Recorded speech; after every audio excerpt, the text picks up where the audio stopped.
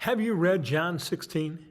Between the Passover meal and his arrest, Jesus prepares his disciples for what is to come.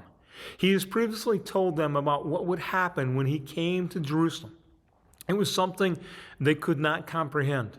On top of that was the triumphal entry earlier in the week, the teachings in the temple, even silencing his critics that might have made what was going to happen unbelievable. But Jesus knew.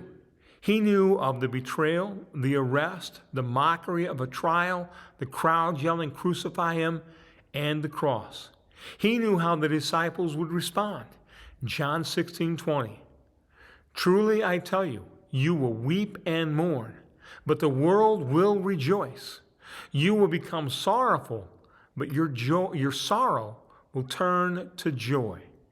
At the cross they did weep and mourn. When they carried away the dead body of Jesus for burial, they wept and mourned. Anticipating what might happen to them, they mourned the loss of Jesus.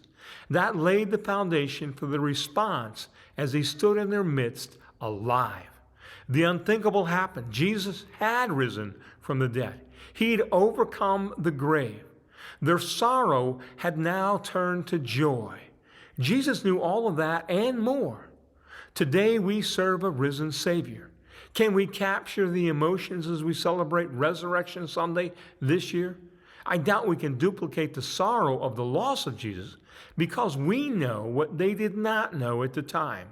If we are going to replicate the sorrow, it would be in the acknowledgement that our disobedience, our rebellion, our sin was the reason for his time on the cross and his death.